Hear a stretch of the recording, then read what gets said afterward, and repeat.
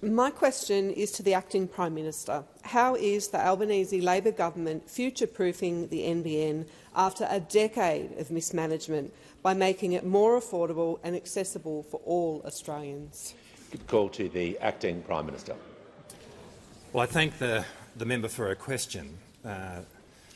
In April of 2009, more than 15 years ago, the Rudd Labor government established the National Broadband Network, and we understood back then that fast, reliable, universal broadband would go a long way to defining Australia's economic potential.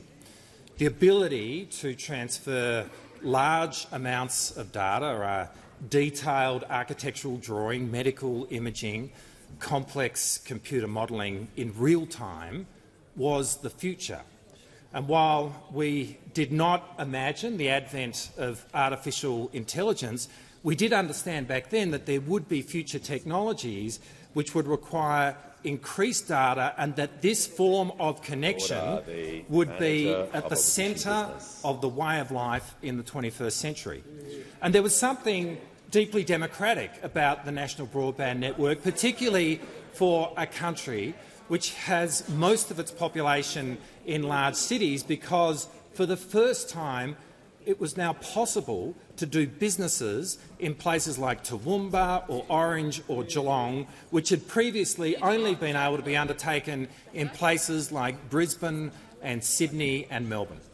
Now, at the heart of this was fibre optic cable, and when those opposite came to power, they swept that aside and they doubled down on copper, and in the process they doubled down on the past.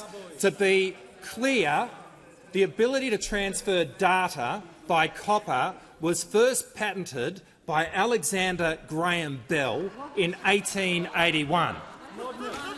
And the limitations of their imagination when it came to the National Broadband Network was completely encapsulated by Tony Abbott when he said, and I quote, "Do we really want to invest $50 billion of hard-earned taxpayers' money in what is essentially a video entertainment system?" This blinkered, this dogged commitment to the past remains writ large on the faces of all of those opposite.